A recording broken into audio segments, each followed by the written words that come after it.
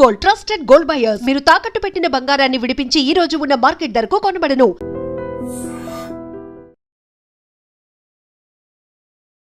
Welcome to iDream. నేను మీ సురేఖ. రోజు రోజుకి క్యాన్సర్ బారిన పడుతున్న పేషెంట్ సంఖ్య పెరుగుతూనే ఉంది. ప్రతి 28 మందిలో ఒక్కరు క్యాన్సర్కి గురవుతున్నారు అనేది రీసెంట్ సర్వేస్ చెప్తూ ఉన్నాయి. అయితే క్యాన్సర్లో రకరకాల క్యాన్సర్స్ ఉన్న సంగతి అందరికీ తెలిసిందే. లంగ్ క్యాన్సర్ ఎక్కువగా చూస్తున్నామని ఆంకాలజిస్టులు చాలామంది చెప్తూ ఉన్నారు. అయితే ఇవాళ మనతో పాటు ఉన్నారు ప్రముఖ radiation oncologist doctor Rammohan Reddy గారు. వారితో మాట్లాడి మరిన్ని విషయాలు తెలుసుకొని లాస్ట్ స్టేజ్ వరకు వెళ్లకుండా ఇనిషియల్ స్టేజ్లోనే మనం గుర్తించి ఎలాంటి జాగ్రత్తలు తీసుకోవాలి అనే విషయం గురించి వాళ్ళు డీటెయిల్గా మాట్లాడదాం. నమస్కారం సార్. నమస్తే సురేఖ. సార్, ఎలా ఉన్నారు సార్? బాగున్నాను సార్. లంగ్ క్యాన్సర్ ఎక్కువగా చూస్తున్నాము, అంటే క్యాన్సర్స్ అన్నిట్లో కూడా లంగ్ క్యాన్సర్ బారిన పడిన పేషెంట్సే ఆంకాలజిస్ట్ దగ్గరికి వస్తున్నారు అనేది చాలా సర్వేస్ చెప్తూ ఉన్నాయి సార్. సో లంగ్ క్యాన్సర్ గురించి ఇవాళ డీటెయిల్గా మాట్లాడదాం. అసలు లంగ్ క్యాన్సర్కి సిమ్టమ్స్ ఎట్లా ఉంటుంది, అసలు లంగ్ క్యాన్సర్ అంటే ఏంటి సార్? ఈరోజు మీరు చెప్పినట్టుగానే ప్రపంచవ్యాప్తంగా చెప్తే అన్నిట్లో నంబర్ 1గా చెప్పదగిన క్యాన్సర్ లంగ్ క్యాన్సర్ అయిపోయింది. విమెన్లో అయితే ఏమి, మెన్లో అయితే ఏమి, అందరిలో కూడా కామన్, అన్ని దేశాల్లో కామన్ అయిపోయింది. ఉమెన్లో కూడా లంగ్ క్యాన్సర్ కామన్గానే ఉంది. మార్జినల్గా డిఫరెన్స్ ఉమెన్లో కంటే మెన్లో కొంచెం ఎక్కువ.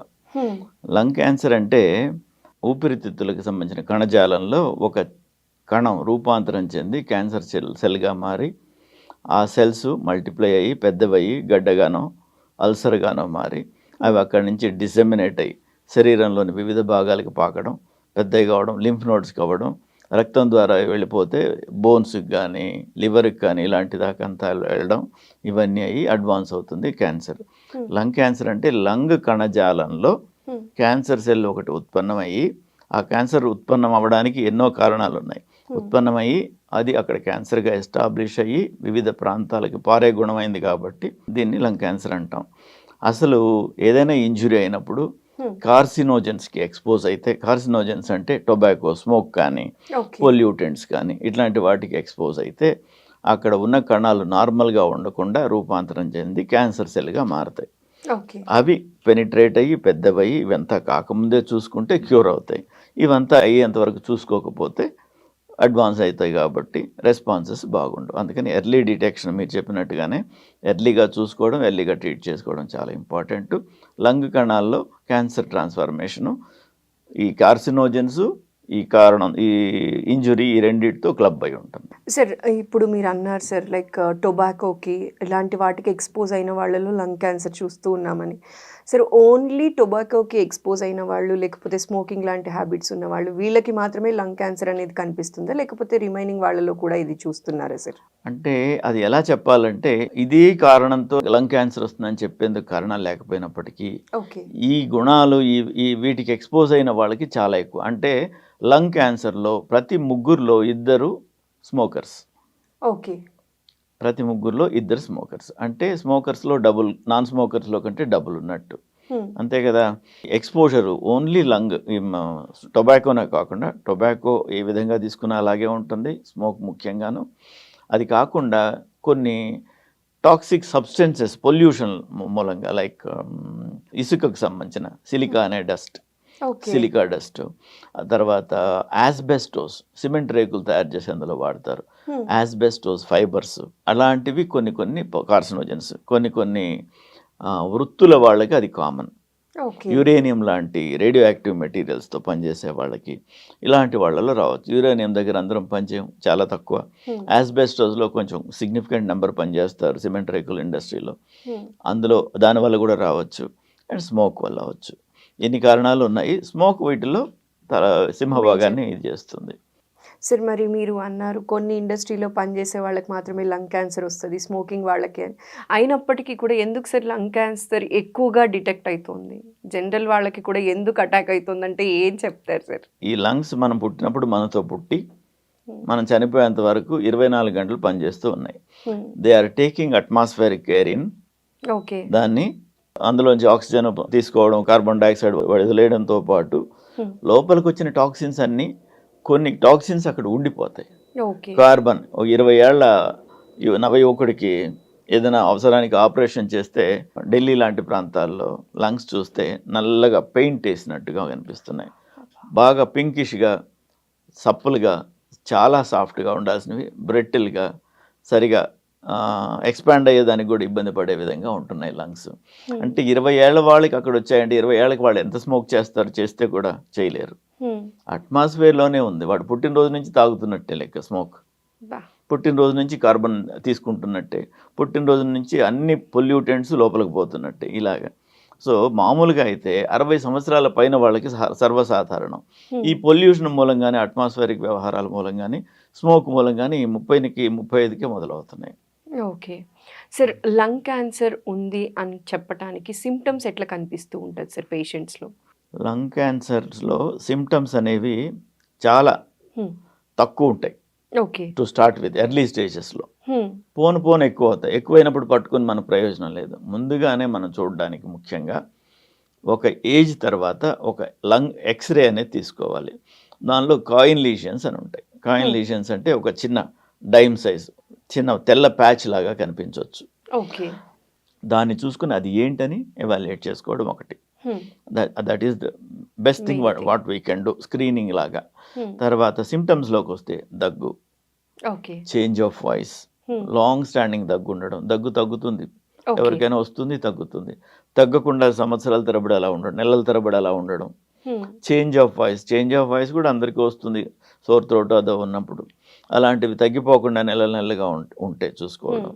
తర్వాత దగ్గినప్పుడు తెమడ వస్తుంది కదా, అందులో రక్తం ఉండడం, హిమాప్టైసిస్ అంటాం, అలాగ ఉండడం. దాని తర్వాత డీప్ బ్రీతింగ్ తీసుకునేటప్పుడు నొప్పిగా ఉండడం, బాగా నిండుగా శ్వాస తీసుకునేటప్పుడు ఆ రిబ్స్కి వాటికి తగిలినందువల్ల నొప్పిగా ఉండటం. దాని తర్వాత అది ఇంకెక్కడికైనా పాకిన దానివల్ల వచ్చే గుణాలు ఇంకేంటంటే లివర్కి వెళ్ళింది, జాండీస్ లాంటివి రావచ్చు, బోన్స్కి వెళ్ళింది, విపరీతమైన బోన్ పెయిన్ రావచ్చు, ఇంకెక్కడికైనా బ్రెయిన్కి వెళ్ళింది, హెడ్ ఏక్స్ ఇట్లాంటివన్నీ రావచ్చు. అవన్నీ లేట్ సిమ్టమ్స్. స్ప్రెడ్ అయిపోతుందా సార్? ఎక్కడికైనా పాకుతుంది. సో ఎక్కడికి పాకక ముందే అక్కడ మాత్రమే ఉన్నప్పుడే మనం కనుక్కోవడానికి, సిమ్టమ్స్ ఉన్నా లేకున్నా ఒక ఏజ్ తర్వాత ఒక ఎక్స్రే చెస్ట్ తీసుకోవడం. దాని తర్వాత ఏదైనా సిమ్టమ్ ఉంటే అది ఏంటని చూసుకొని తీరడం. ఏదోలే దగ్గు వస్తుందా, పోతుందిలే, దగ్గు వచ్చేదే కదా, అప్పుడు వస్తుంది ఇప్పుడు వస్తుంది అనుకోవడం. సర్ది వచ్చింది, వాతావరణం మారుతుంది, దగ్గు వస్తుంది, 10 రోజులకు మించి ఉండదు కదా. 10 రోజులు దాటిపోయింది, 3 వారాలు 4 వారాలుగా నడుస్తుంది, కంపల్సరీగా ఎగ్జామినేషన్ చేయించుకుని ఎందువల్ల అని చూసుకోవాలి. దీన్ని డయాగ్నోస్ చేయడానికి ఈ సిమ్టమ్స్ అన్నీ ఉన్నప్పుడు డాక్టర్ని అప్రోచ్ అవ్వాలి. డాక్టర్ గారు ఏం చేస్తారంటే వారు చూసి మామూలుగా సిమ్టమ్స్ని బట్టి వైద్యం చేస్తారు. బేసిక్గా అవసరమైన టెస్టులు చేస్తారు, ఎక్స్రే టెస్ట్ లాంటివి. అందులో ఏమి అనుమానం లేకపోతే మామూలు మందులతో పంపిస్తారు. ఒకవేళ అనుమానాస్పదంగా ఉంటే ఎండోస్కోపీ అని ఒక టెస్ట్ చేస్తారు. ఊపిరితిత్తుల లోపలికి సన్నటి ట్యూబ్ను పంపించి ట్యూబ్ ద్వారా డైరెక్ట్గా చూస్తారు లోపల ఏముందని. ఎక్కడైనా గడ్డలాగా కానీ ఎక్కడైనా అల్సర్ లాగా కానీ ఉంటే గమనించి అక్కడి నుంచి బయాప్సీ లాగా తీసుకుని అప్పటికప్పుడే జబ్బు ఉందా లేదా నిర్ధారణ చేయగలుగుతారు. ఒక్కొక్కసారి ట్రేకియా, బ్రాంకస్ అంటారు, ఈ గాలి తీసుకునే ఇవి నాళాలు, ఆ నాళాలు మరీ సన్నగా అయిపోతే ఈ ట్యూబ్ వెళ్ళదు. ఆ చివరగా అంటే peripheral part of the lung అంటాం. లంగ్ ప్యారెంకమాలో కానీ లంగ్ పెరిఫరల్ పార్ట్లో ఉంటే కానీ ఇందులో తెలియదు. అప్పుడు ఎక్స్రే ద్వారానో, సిటీ స్కాన్ ద్వారానో, ఎంఆర్ఐ ద్వారానో చూస్తాం. చూసిన తర్వాత నీడిల్ ఆస్పిరేషన్ సైటాలజీ అనే టెస్ట్ చేస్తాం. అది చేసిన తర్వాత తెలుస్తుంది. ఒక్కొక్కసారి ఇంకా అడ్వాన్స్ అయిపోతే ఊపిరితిత్తుల్లో నుంచి అది నీరుని బయటకు తీసి లంగ్ కంప్రెస్ అయిపోయి, లంగ్ స్పాంజ్ లాగా ఉంటుంది, లంగ్ కంప్రెస్ అయిపోద్ది, ప్లూరల్ ఎఫ్యూషన్ అంటాం. ప్లూరల్ ఫ్లూయిడ్ ఎక్కువైపోయేసి లంగ్స్లో నీరు ఎక్కువయ్యి లంగ్ కుచించుకుపోతుంది. ఒక్కొక్కసారి బ్రాంకస్ అట్లాంటివి బ్లాక్ అయిపోయేసి ఒక లంగ్ పనిచేయకుండా పోతుంది. ఇలాంటివన్నీ చూసుకుని నీడిల్ బయాప్సీ తీసుకుని నిర్ధారణ చేస్తాం వ్యాధి. ఇప్పుడు వచ్చిన latest test like PET CT scan వాటితో వైద్యం చేయడానికి కాస్త ముందుగా శరీరంలో ఎక్కడెక్కడ ఉందో అని మొత్తం కూడా మ్యాప్ చేసుకుని ఆబ్జెక్టివ్గా రెస్పాన్స్ని అసెస్ చేయడానికి కూడా అదొక దారి. అలాగే చేసుకుని దాని తర్వాత వైద్యానికి వెళ్తాం. సార్ ట్రీట్మెంట్ ఎట్లా ఉంటుంది సార్ వీళ్ళకి? మనం అనుకున్నట్టే ట్రీట్మెంటు లంగ్ క్యాన్సర్లో కూడా అన్ని క్యాన్సర్స్లో లాగా మల్టీ మోడల్ ట్రీట్మెంటే ఉంటుంది. బాగా ఎర్లీగా ఉందనుకోండి, చిన్న ఆపరేషన్ ద్వారా, ఒకప్పుడు పల్మనెక్టమీ అని ఒక సైడ్ లంగ్ తీసేసేవాళ్ళు. దాని తర్వాత ఇప్పుడు సైంటిఫిక్గా టెక్నాలజీ అంతా అడ్వాన్స్ అయిన తర్వాత లోబెక్టమీ అని స్టార్ట్ చేసాం. లోబ్స్ అంటే ఒక్కొక్క లంగ్లో 3 లోబ్స్ ఉంటాయి. ఆ ఇన్వాల్వ్డ్ లోబ్ తీసేసేవాళ్ళు. ఇప్పుడు ఇంకా కూడా సెగ్మెంటెక్టమీ బాగా ఎర్లీగా మనం డిటెక్ట్ చేస్తే ఒక లంగ్లో 3 లోబ్స్లో కలిపి దాదాపు 10 సెగ్మెంట్స్ ఉంటాయి. ఓకే. ఒక సెగ్మెంట్ ఇన్వాల్వ్ అయింది అనుకోండి, ఆ సెగ్మెంట్ వరకే తీసేయొచ్చు. అంటే లంగ్ పూర్తిగా తీసేయాల్సిన అవసరం లేకుండా ఆ సెగ్మెంట్ ఎక్టమీ చేస్తే కూడా సరిపోతుంది. ఇలాగ చేసి నయం చేయొచ్చు. కాస్త అడ్వాన్స్ అయి ఉంటే లింఫ్ నోడ్స్ ఇన్వాల్వ్ అయి ఉంటే ఫర్దర్ ట్రీట్మెంట్లు కూడా ఉంటాయి. లింఫ్ నోడ్స్ ఇన్వాల్వ్ అయి ఉన్నాయి, దాంతోపాటుగా కీమోథెరపీయో రేడియోథెరపీ ఇవ్వాల్సి వస్తుంది. ఓకే. రైట్. అలాగే ఇంకా అడ్వాన్స్ అయి ఉందనుకోండి, ఇమ్యూనోథెరపీలు అట్లాంటివి కూడా ఇస్తారు. ఇమ్యూనోథెరపీ అనేది ఇప్పుడు వరంలాగా వచ్చింది. చాలా చాలా రకాల క్యాన్సర్స్లో ఇది ఉంది. మొదటిగా మనం ఇందాక మాట్లాడుకునేటప్పుడు క్యాన్సర్లో రకాలు ఉంటాయి. లంగ్ క్యాన్సర్లో కూడా అది మాట్లాడి కూడా మర్చిపోయాం. లంగ్ క్యాన్సర్ అంతకుముందు 2గా డివైడ్ చేసేవాళ్ళు. Small cell lung cancer, non small cell lung cancer అనేవాళ్ళు. Okay. Small cell lung cancer అనేది లంగ్లో తక్కువే ఉంటే కూడా విపరీతంగా బాడీ అంతా స్ప్రెడ్ అవ్వడం సహజం. దానికి ముఖ్యంగా కీమోథెరపీ బాగా పనిచేస్తుంది. దాంతోపాటుగా సర్జరీ రేడియోథెరపీలు కూడా వాడతాం. ఇంకోటి non small cell lung cancer. అప్పుడు మిగతావన్నిటిని ఒక గ్రూప్గా నాన్ స్మాల్ సెల్ అనేవాళ్ళు. ఇప్పుడు వాటిని లార్జ్ సెల్ క్యాన్సర్ అని, స్క్వామస్ సెల్ కార్సినోమా అని, అడినో కార్సినోమా అని అటు సబ్ డివైడ్ చేశారంటే వాటిల్లో వైద్యం కాస్త వ్యత్యాసంగా ఉంటుంది. ఒక్కొక్క దానిలో దేనికి ఏది చేయాలో అది స్పెసిఫై చేసుకుని ట్రీట్ చేస్తే ఎక్కువ ఇబ్బంది లేకుండా ఎక్కువ బెనిఫిట్స్ వస్తాయి. So small cell cancer, large cell cancer, Adreno carcinoma ఇలాగా రకరకాలుగా ఉంటాయి. వీటిల్లో ముఖ్యంగా స్మాల్ సెల్ క్యాన్సర్ అనేది దూరానికి స్ప్రెడ్ అవ్వడం కాస్త ఎక్కువ, మిగతావి దూరానికి స్ప్రెడ్ అవ్వడం రిలేటివ్గా తక్కువ. అందుకని మొదటి నుంచే స్మాల్ సెల్ కార్సినోమాకి కీమోథెరపీ ముఖ్యమైతే వీటిల్లో అడ్వాన్స్ అయితేనే కీమోథెరపీ ముఖ్యమవుతుంది. ఇప్పుడు టార్గెటెడ్ థెరపీస్ కూడా ఇప్పుడు బాగా పనిచేస్తున్నాయి. తర్వాత ఈ 4 దేంట్లో అయినా కూడా డిస్టెంట్ పార్ట్స్కి వెళ్ళిపోయినప్పుడు, బోన్స్ ఇట్లాంటివి ఇన్వాల్వ్ అయినప్పుడు విపరీతమైన నొప్పి ఉంటుంది. దాన్ని కంట్రోల్ చేయడానికి రేడియేషన్ ముఖ్యంగా బాగా పనిచేస్తుంది. అండ్ అన్ని వేళలా సర్జరీ పాసిబుల్ కాకపోవచ్చు. దగ్గరలో ఇంపార్టెంట్ స్ట్రక్చర్స్ ఇన్వాల్వ్ అయి ఉండొచ్చు. అట్లాంటి టైంలో a combination of chemotherapy and radiotherapy వాడతాం. So chemotherapy, radiotherapy and surgery ఎన్ని పాళ్ళల్లో ఏది అవసరమో ప్రతి కేసుకి ఇండివిజువలైజ్ చేసి ట్రీట్ చేస్తాం. సార్, ఈ ట్రీట్మెంట్ మనకి ఎలా ఉంటుంది? లైక్ ఎంత డ్యూరేషన్ ఉంటుంది సార్ ట్రీట్మెంట్కి ఓవరాల్గా? సర్జరీ అంటే వర్కప్ చేయడానికి 2 నుంచి 3 రోజులు పడుతుంది. దాని తర్వాత ఆపరేట్ చేస్తే మహా అయితే 10 రోజుల్లో నయం అయిపోతారు. దాని తర్వాత కీమోథెరపీలు, రేడియోథెరపీలు హాస్పిటల్లో ఉండాల్సిన అవసరం ఉండవు. కీమోథెరపీ అంటే 1 రోజు, 2 రోజులు, 3 రోజులు అడ్మిట్ అవుతారు, వైద్యం చేయించుకుంటారు, ఇంటికి వెళ్ళిపోతారు. తర్వాత షెడ్యూల్ 3 వారాలకు 4 వారాలకు ఉంటే అప్పుడు వస్తారు. సో ట్రీట్మెంట్ ఉన్నప్పటికీ it is not continuously hospitalised treatment. హాస్పిటల్లోనే ఉండి వైద్యం చేసుకునేది కాదు కనుక వస్తూ పోతూ అయిపోతుంది కనుక వరి అవ్వాల్సింది లేదు. రేడియేషన్ అనుకుంటే మాత్రం 4 నుంచి 6 వారాల పాటు ప్రతిరోజు 10 నిమిషాల పాటు హాస్పిటల్కి వచ్చి వెళ్ళాలి. అప్పుడు కూడా అడ్మిషన్ అవసరం ఉండదు. సార్, ఓవరాల్గా మనకి సర్జరీ, కీమో, రేడియేషన్ అన్నీ కలిపి క్యూర్ అయ్యి మళ్ళీ మనిషిగా నార్మల్ అవ్వాలి అంటే ఎన్ని మంత్స్ పడుతుంది సార్? దాదాపు 4 నుంచి 5 నెలలుగా తీసుకోవాల్సి వస్తుంది. ఒకవేళ అన్ని ఇవ్వాల్సి వస్తే అందరికీ అన్ని అవసరం ఉండవు కదా. కొంత సర్జరీతో నయం అయిపోతారు, అంటే 10 రోజుల్లోనే ఇంటికి వెళ్తారు. కొందరికి సర్జరీ అసలు అవసరమే రాదు, మహా అయితే 5 వారాల్లో అయిపోతుంది. కీమోథెరపీ అంటే మాత్రం షెడ్యూల్ ఎలా ఉంటుందంటే 3 వారాలకు 4 వారాలకు ఒకసారి ఉంటుంది. అలాగే 6 సార్లు 8 సార్లు ఇస్తాం. సో అది ఎక్కువ రోజులు పడుతుంది. ఇంటర్మీడియట్గా హాస్పిటల్కి రావడం కాబట్టి ఇప్పుడు ఏదో చిన్న ఇబ్బంది వచ్చింది, రోజు డ్రెస్సింగ్కి వచ్చిపోమంటే వచ్చిపోతాం కదా. అలాగే సార్, అంటే మీరు ఆల్మోస్ట్ చాలా డికేడ్స్ నుంచి చాలా మంది 1,00,000 మందికి పైగా పేషెంట్స్ని ట్రీట్ చేశారు సార్. అప్పటి ట్రీట్మెంట్ని ఇప్పటి ట్రీట్మెంట్ని కంపేర్ చేస్తే ఇప్పుడు క్యాన్సర్ పేషెంట్స్ ఎలా రిసీవ్ చేసుకోగలుగుతున్నారు సార్? అంటే ఎంత అడ్వాన్స్డ్ ట్రీట్మెంట్స్ వచ్చాయి, ఇప్పటికీ కూడా క్యాన్సర్ డిటెక్ట్ అయ్యింది అనగానే ట్రీట్మెంట్కి ఎక్కువ భయపడిపోతూ ఉన్నారు. నేను చెప్తాను, ఒకటి చెప్తాను. దేశవ్యాప్తంగా చూసుకుంటే ఈరోజు ప్రతి సంవత్సరం 70,000 లంగ్ క్యాన్సర్లు డిటెక్ట్ అవుతున్నాయి. ఒక లంగ్ మాత్రమే 70,000 కంటే ఎక్కువ. ఓన్లీ లంగ్ క్యాన్సర్ వరకే తీసుకుంటే 70,000 కంటే ఎక్కువ. ఇన్ని లంగ్ క్యాన్సర్లు ఎప్పుడూ ఉన్నాయి. 20 ఏళ్ల కింద 5-6 వేల కంటే డిటెక్ట్ అయ్యేవి కాదు. అప్పుడు డిటెక్ట్ అయ్యేవి తక్కువ ఉండేవి, ఇప్పుడు డిటెక్ట్ అయ్యేవి ఎక్కువ ఉండేవి. అప్పుడు డిటెక్ట్ అయ్యేటప్పటికి అడ్వాన్స్డ్గా చూసేవాళ్ళం. మా దగ్గరకు వచ్చేవాళ్ళు 3-4 స్టేజ్లోనే కామన్గా ఉండేవాళ్ళు ఒకప్పుడు. ఇప్పుడు first stage cancers of lung కూడా చాలా కామన్గా చూస్తున్నాం. కాయిన్ లీజన్గా ఉన్నప్పుడే ఎవాల్యుయేట్ చేసుకునే వాళ్ళు చాలా ఎక్కువ మంది ఉన్నారు. డాక్టర్ దగ్గరికి వెళ్ళినా ఇవాళ రేపు ఏ విషయం గురించి వెళ్ళినప్పటికీ chest X-ray has become a common. Chest X-ray ప్రతిదానికి అవసరంగా ఉంది. ప్రతిదానికి అవసరమైనప్పుడు అందులో ఇది ఉండగానే వెంటనే చూసుకుంటారు. ఓకే. వరంలాగా పేషెంట్ ఏ అవసరానికి వెళ్ళి చెస్ట్ ఎక్స్రే తీసుకున్నప్పటికీ వాళ్ళకి వరంలాగా లంగ్ని స్క్రీన్ చేసుకున్నట్టు. ఓకే. సో ఇలాగా. సో అప్పుడు అడ్వాన్స్డ్గా చూస్తున్నవన్నీ ఇప్పుడు ఎర్లీగా చూస్తున్నాం. ఇప్పుడు ఎర్లీగా చూస్తున్నాం కనుక క్యూర్ రేట్స్ ఎక్కువ. ఓకే. క్యూర్ అయిన వాళ్ళు మాకు కనిపించే వాళ్ళు ఎక్కువ ఉన్నారు. ఒక కాలంలో 20 ఏళ్ల కిందట నేను ఎక్కడైనా ఏదో ఊర్లో ఎక్కడో ప్రయాణం చేసేటప్పుడు డాక్టర్ గారు నమస్తే అన్నారంటే ఏమయ్యాడో, వీళ్ళ పేషెంట్కి బాగైందో లేదో, తిడతాడా పొగుడతాడా అని ఆలోచన చేయాల్సి వచ్చేది. వచ్చి ఏదో చెప్పేవాళ్ళు, వాళ్ళ పేషెంట్ ఏమయ్యాడు వివరం చెప్పేవాళ్ళు, నమస్కారం చెప్పి డిస్పర్స్ అయ్యేవాళ్ళం. ఈరోజు అలాగే లేదు. ఎక్కడికి పోయినా కానీ సర్వైవర్స్ ఉన్నారు. ఈరోజు అలా ఎక్కడ పోయినా సర్వైవర్స్ ఉన్నారంటే ఏంటి, వచ్చారు నయమయ్యారు సంతోషంగా జనజీవన స్రవంతిలో వాళ్ళు కలిసిపోయారు. ఎక్కడికన్నా పోతే హాయ్ అంటే మేము సంతోషంగా హాయ్ అనగలుగుతున్నాం. రైట్. అండ్ ఆ రోజుల్లో కొన్ని పరిస్థితుల్లో మేము వివరంగా ఎలా అవుతుంది నెక్స్ట్ అనేది చెప్పలేకపోయేవాళ్ళం.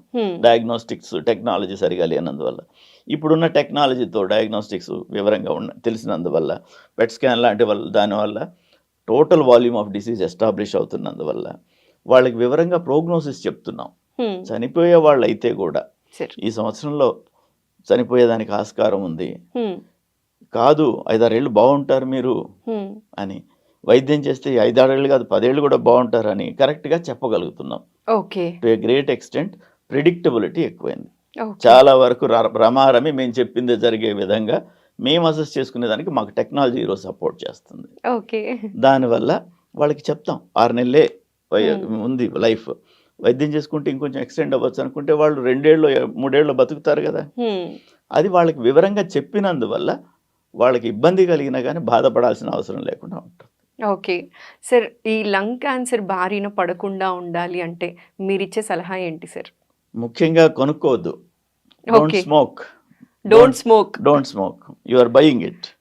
ప్రతిరోజు వచ్చేసి చిల్లర డబ్బులతోని తెచ్చుకుంటున్నాం.